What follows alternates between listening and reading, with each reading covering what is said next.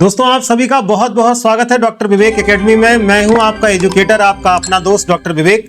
और आज हम प्रीवियस वीडियो में इंडिफरेंस कर्व के जितने टॉपिक्स हम लोगों ने कवर किए थे उन्हीं पर बेस आज हम एमसीक्यूज को सॉल्व करेंगे, जिससे कि आपका कॉन्सेप्ट बहुत अच्छे से क्लियर हो जाए और आप पेपर में सफलता निश्चय ही आपको मिल जाए। इसलिए एमसीक्यूज सॉल्व करना ज्यादा जरूरी होता है।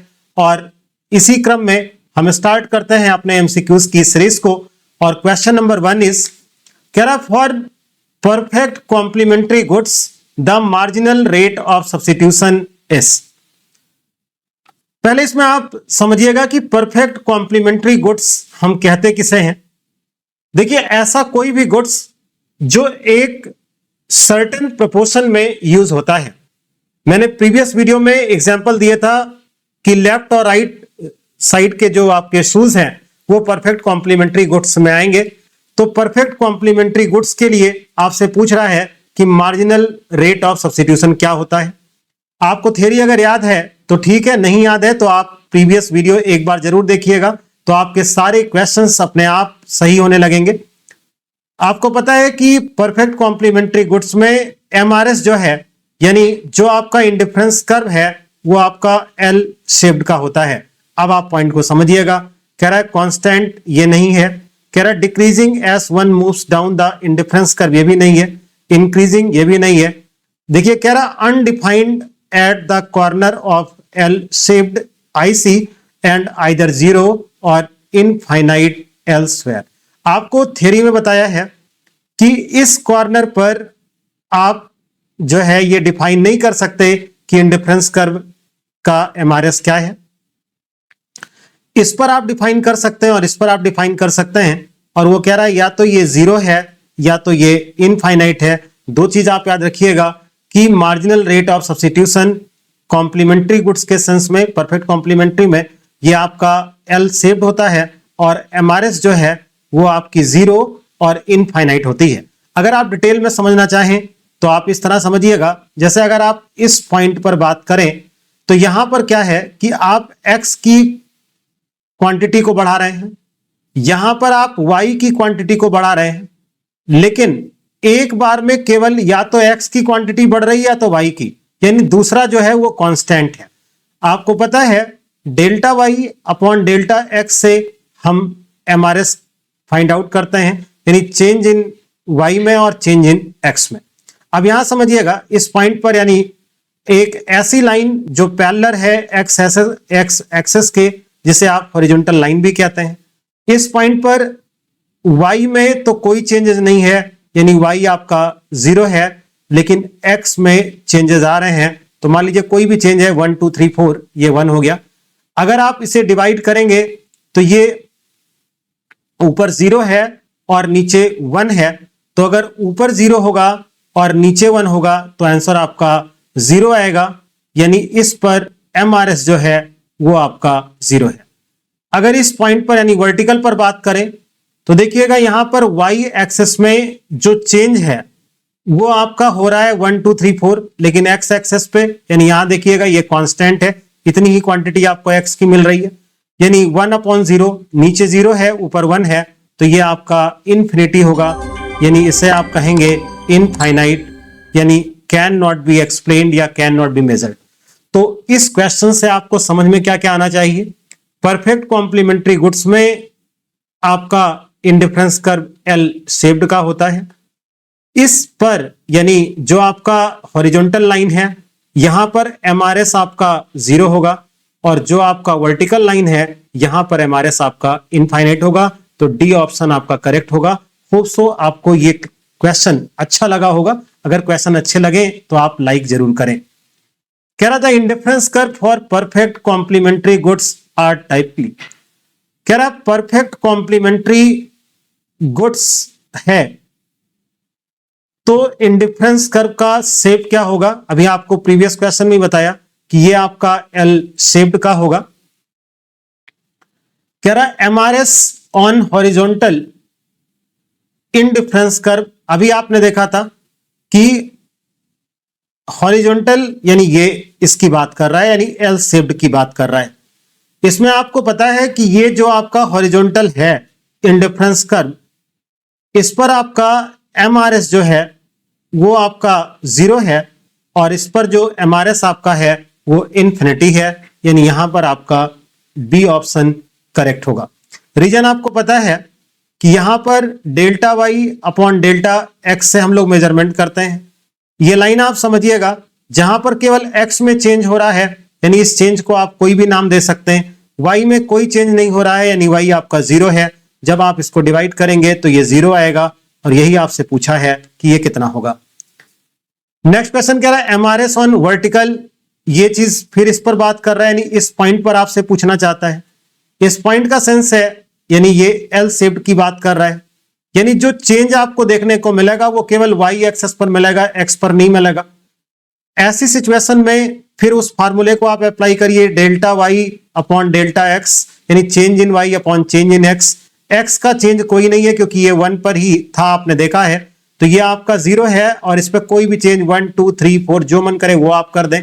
जब आप डिवाइड करेंगे नीचे 0 है ऊपर कोई नंबर है तो ये इन्फिनिटी होता है क्योंकि 0 से ये डिवाइड नहीं होगा, यानी इसका ऑप्शन आपका बी करेक्ट होगा। क्लास अच्छी लग रही हो तो आप कमेंट भी करें और अपने दोस्तों में शेयर करें और लाइक करें, चैनल को सब्सक्राइब कर दें। कह रहा इंडिफरेंस कर्व एस, नॉर्मली अगर आप बात करें तो इंडिफरेंस कर्व जो है वो कॉन्वेक्स टू द ओरिजिन होता है। इसका मतलब आप समझिएगा क्या है कि जैसे मान लीजिए आपके पास 10 आम और 15 सेब आप खाते हैं और आपको सेम लेवल सेटिस्फैक्शन का मिलता है।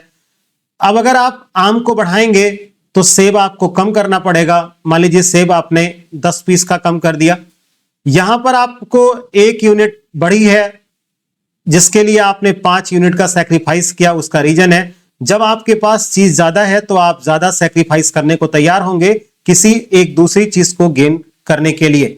जैसे जैसे आप इस यानी मैंगो की बात करें, जैसे जैसे ये क्वांटिटी आपके पास बढ़ती जाएगी तो इधर से एप्पल की क्वांटिटी जो है वो कम होती जाएगी, और जब क्वांटिटी किसी चीज की कम होती है तो आप कम से कम सैक्रिफाइस करेंगे क्योंकि इधर आपको यूटिलिटी तो बढ़ती हुई मिलेगी, इधर जो यूटिलिटी है वो कम होती जाएगी क्योंकि ये प्रोडक्ट आपके पास अधिक है।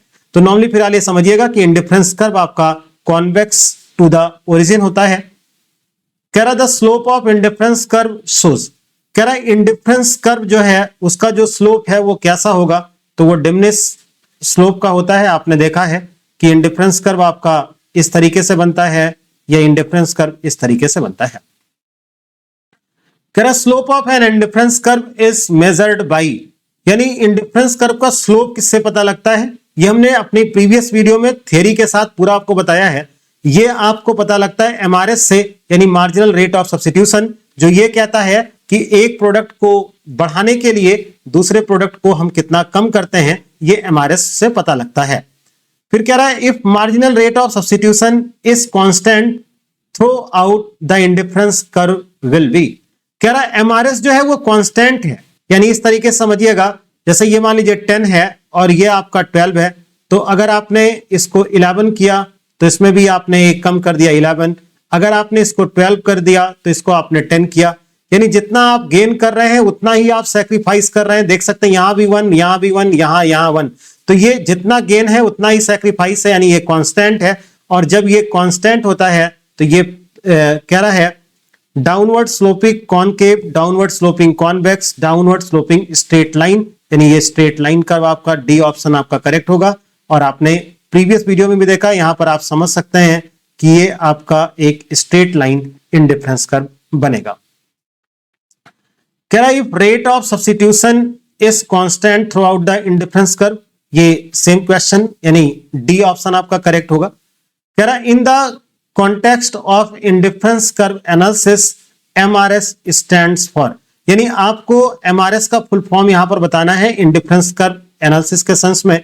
तो यह है आपका मार्जिनल रेट ऑफ सब्स्टिट्यूशन, यानी मार्जिनल रेट ऑफ सब्स्टिट्यूशन। एक चीज देखिएगा, यहां पर सेटिस्फैक्शन है, यहां सब्स्टिट्यूशन है, बट यहां रिटर्न लिखा है। इसका full form marginal rate of substitution होता है, सीमांत प्रतिस्थापन की दर। तो ऐसे क्वेश्चंस पेपर में आते हैं और माइनर डिफरेंस होता है, इसलिए आपको बहुत ध्यान देना होगा। कह रहा cardinality means utility can be measured, rank, non measured, none of the above. आपको पता है कार्डिनल अप्रोच और ऑर्डिनल अप्रोच दो आपके पास है। एक आपका कार्डिनल है, तो cardinal means utility can be measured और ऑर्डिनल मींस होता है यूटिलिटी कैन बी रैंक्ड, यानी यहां पर आपका ए ऑप्शन जो है वो करेक्ट होगा। An indifference curve always slope downward from left to right, upward, parallel to Y axis, parallel to X axis. ये कह रहा है इंडिफरेंस कर्व का स्लोप नॉर्मली जो है वो आपका कॉन्वेक्स टू द ओरिजिन होता है, ये आपको पता है। और ये स्लोप्स लेफ्ट टू राइट, ये देखिए आपका लेफ्ट है और इस साइड आप जाते हो तो यानी ये आप इस तरीके से बनाते हैं, यानी slope downward from left to the right. कह रहा an indifference curve is best described as a series of points which show. आपने थ्योरी पढ़ी है, इंडिफरेंस कर्व एक ऐसा पॉइंट है जिसके किसी भी पॉइंट पर कंज्यूमर को सेम लेवल ऑफ सेटिस्फैक्शन मिलता है। मींस कहने का सेंस आप ऐसे समझिएगा, जैसे ये आपका इंडिफरेंस कर्व है, हम इस पॉइंट पर हो, इस पॉइंट पर हो, इस पर हो या इस पर हो, यानी ए बी सी डी, आप इसको कह सकते हो A equal B, B equal C, C equal D, यानी हम किसी भी पॉइंट पर होंगे हमारा सेटिस्फैक्शन का जो लेवल है उसमें कोई भी चेंज नहीं आएगा। तो कह रहा है combination of two commodities which give the consumer same satisfaction, combination of two goods such that the cost of, cost की कोई बात ही नहीं यहां पे की गई, combination of two goods which a consumer can afford given income price market. ये आपसे बताया ही नहीं गया कि इनकम प्राइस, कुछ भी नहीं बोला गया, केवल आपको इतना बोला गया कि एक ऐसा कर्व जो आपको सेम लेवल ऑफ सेटिस्फैक्शन देगा। तो ए ऑप्शन आपका करेक्ट होगा। बढ़ते हैं नेक्स्ट क्वेश्चन की ओर। कह रहा है indifference curve are convex to the origin because of, कह रहा है इंडिफरेंस कर्व कॉन्वेक्स ओरिजिन होती है, उसका रीजन है डिमिनिशिंग एमआरएस। ये आपको कई बार मैंने एक्सप्लेन किया है। Which is not a assumption of indifference curve, कह रहा है इंडिफरेंस कर्व का कौन सा assumptions नहीं है। आप एक चीज देखिएगा, ऑर्डिनलिटी यानी ये आपका ऑर्डिनल अप्रोच है। मोनोटोनिक प्रेफरेंस आपको पता है कि जब आपके पास दो बंडल गुड्स के हैं तो जिसमें क्वांटिटी ज्यादा होगी आप ज्यादा लेना चाहेंगे, ये बताया गया। ट्रांसटिविटी आपको बताया गया कि अगर आम अच्छा है सेब से और सेब अच्छा है अनार से तो आप आम ही खाना चाहेंगे, यानी आप एक रेशनल कंज्यूमर है, ये ट्रांसटिविटी है। देखिए यहां इंपॉर्टेंट पॉइंट सेटिस्फैक्शन दिया है, यानी आप सेटिस्फाइड होते हैं, जबकि आपको याद है यहां पर जो टॉपिक था वो नॉन सेटिस्फैक्शन था। इसलिए आपका इस क्वेश्चन में जो ऑप्शन आपका करेक्ट होगा वो सी आपका करेक्ट होगा, यानी जब आप करेक्ट ऑप्शन देखेंगे तो आपका करेक्ट ऑप्शन जो है वो सी होगा। इसका मतलब ये एजम्पशंस नहीं है, अगर हाँ नॉन सेटिस्फैक्शन दिया होता तो वो था एजम्पशंस का। The shape of indifference curve can not be, आप देखिए आपने स्ट्रेट लाइन वाला भी पढ़ा है परफेक्ट सब्स्टिट्यूट में, परफेक्ट कॉम्प्लीमेंट्री में एल शेप्ड का पढ़ा है, ऑर्डिनरी गुड्स में कॉन्वेक्स टू द ओरिजिन आपने पढ़ा है, but D point concave to the origin आपने नहीं पढ़ा है और ये होता भी नहीं है, कॉनकेव टू द ओरिजिन नहीं होता। उसका रीजन आप सुनिएगा कि क्यों नहीं होता।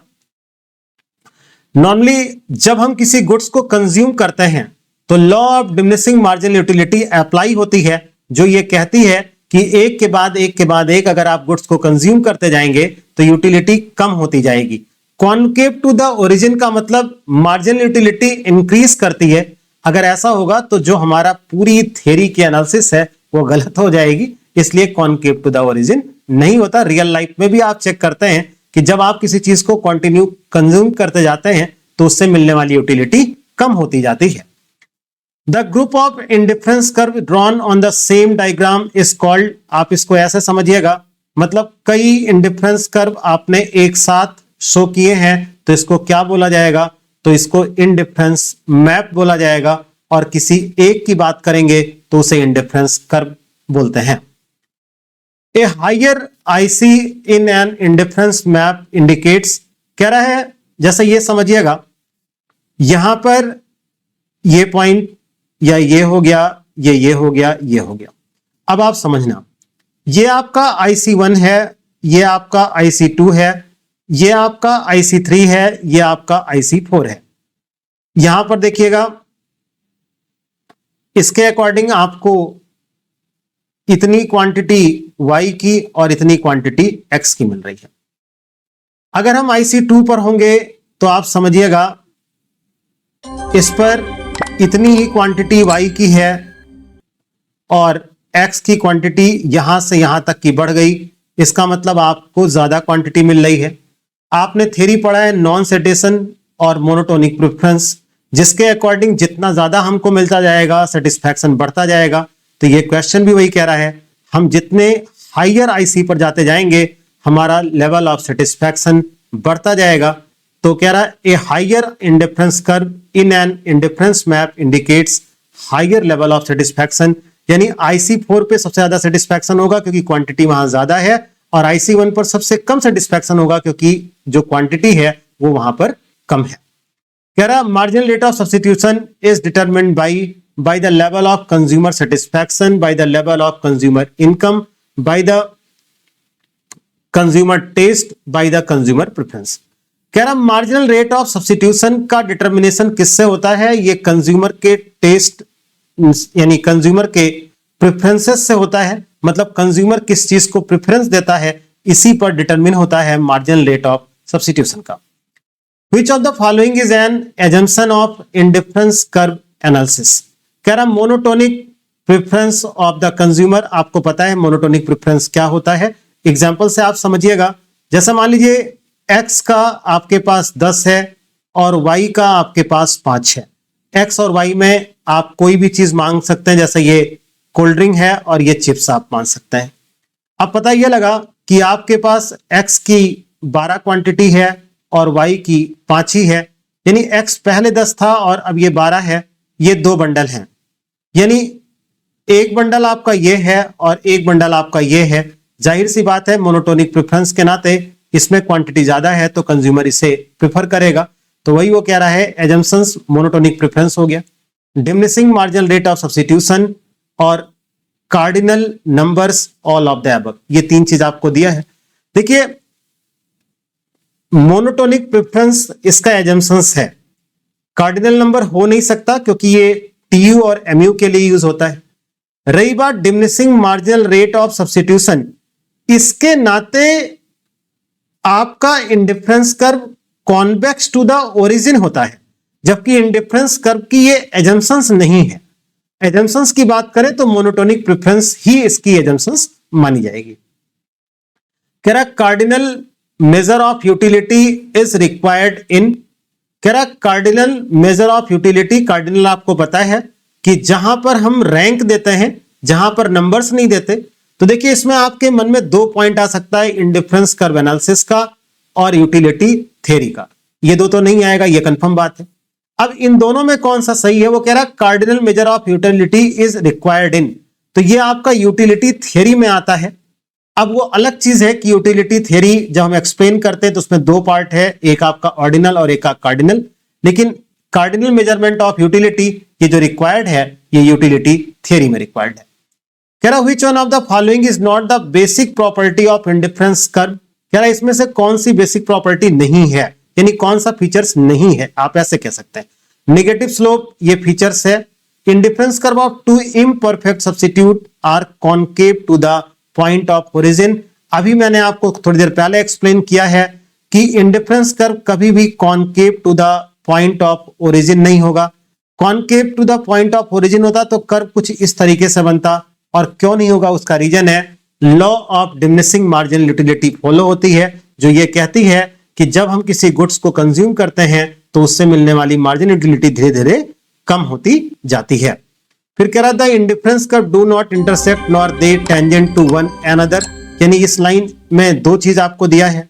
कह रहा है इंडिफरेंस कर्व कभी ऐसा नहीं होगा, यानी एक बात सुनिए, अगर ऐसा है तो इसका मतलब कंज्यूमर रेशनर नहीं है, ये ध्यान रखिए, मतलब वो अपने सेटिस्फैक्शन को यानी हायर लेवल पर ले जाने के लिए कोई काम नहीं कर रहा। टेंजेंट का सेंस ये है कि ना तो ये y एक्सेस को टच करेगा और ना ही ये x एक्सेस को टच करेगा, तो ये भी लाइन आपका सही है। Upper indifference curve indicate a higher level of satisfaction, ये सही है। तो कह रहा है which is not the basic property, तो इसमें आपका बी पॉइंट आएगा।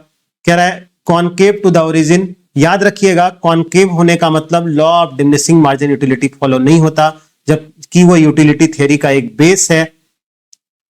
कह रहा related to the ordinal concept of utility, मतलब इसमें कौन लोग ऐसे हैं जो ऑर्डिनल थ्योरी से रिलेट करते हैं, आपको पता है कार्डिनल से मार्शल हैं, और हिग्स और एलन ये दो लोग ऐसे हैं जो आपके ऑर्डिनल थ्योरी से रिलेट करते हैं।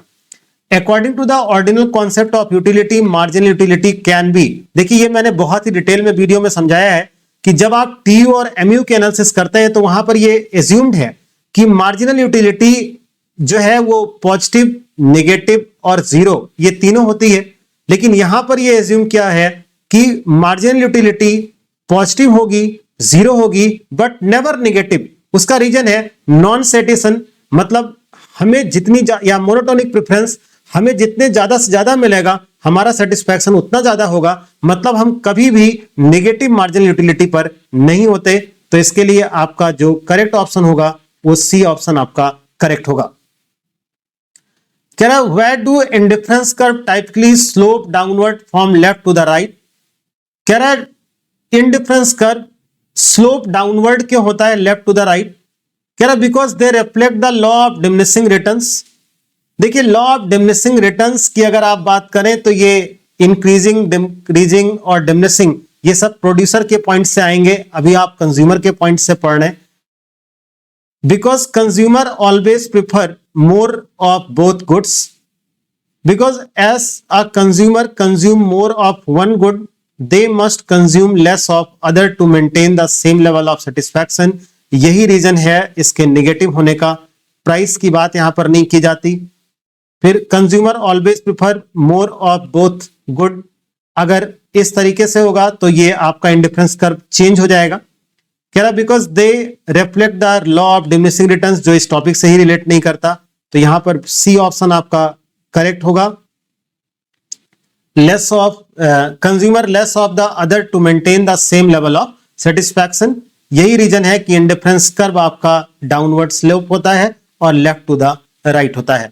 ये थे हमारे इन टॉपिक्स पर बेस एमसीक्यूज, जिसमें आपको हमने जो प्रीवियस क्लास थी वो सारे कॉन्सेप्ट्स थियरी में बताए थे, उन्हीं पर बेस एमसीक्यूज बताए। अगर आपने वीडियो डिटेल में नहीं अभी देखी है तो पहले आप वीडियो को देख लें इसके पहले का, और फिर आप इन क्वेश्चंस को सॉल्व करिए तो आपका एक भी क्वेश्चंस गलत नहीं होगा। होप सो आपको ये एमसीक्यूज पसंद आए होंगे। कैसा लगा आपको आप कमेंट बॉक्स में लिख के हमें जरूर बताइएगा। नेक्स्ट वीडियो में हम आपसे डिस्कस करेंगे कि कंज्यूमर इक्विलिब्रियम कैसे होगा अगर आप इंडिफरेंस कर्व एनालिसिस थ्योरी का यूज करते हैं। और एक सबसे इंपॉर्टेंट चीज आपको बताऊंगा कि जो आपने कंज्यूमर इक्विलिब्रियम का केस मार्जिनल यूटिलिटी और टोटल यूटिलिटी में पढ़ा और जो आप इंडिफरेंस कर्व एनालिसिस में पढ़ेंगे, दोनों में सेटिस्फैक्शन एक ही होता है, दोनों अलग अलग सेटिस्फैक्शन नहीं होता, दोनों में सेम थ्योरी होती है। और वो कैसे, ये आप देखिएगा नेक्स्ट वीडियो में। तब तक आप अपना बहुत बहुत ध्यान रखिएगा। आप सभी का बहुत बहुत धन्यवाद।